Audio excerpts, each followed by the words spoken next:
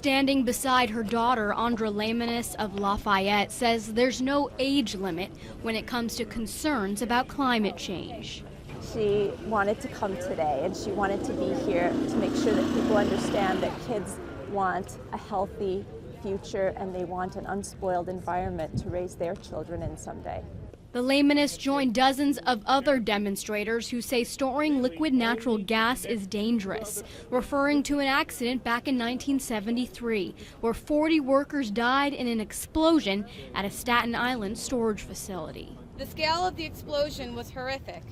A firefighter at the scene reported that it was, quote, like a science fiction novel or Dante's Inferno. The state imposed a moratorium on gas storage facilities after the accident, but it was lifted in 1999, and now the DEC has proposed new regulations to bring it back. Regulations protesters say don't address safety concerns. Why are there no limits on putting these things next to schools, next to daycares, next to hospitals, next to airports? And what about these facilities as terrorist threats?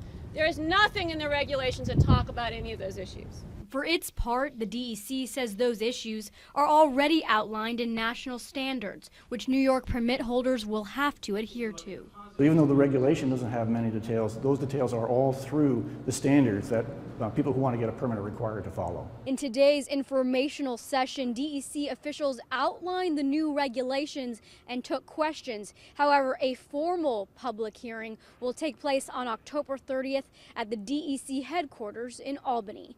Reporting from the State Fairgrounds, I'm Dora Scheidel.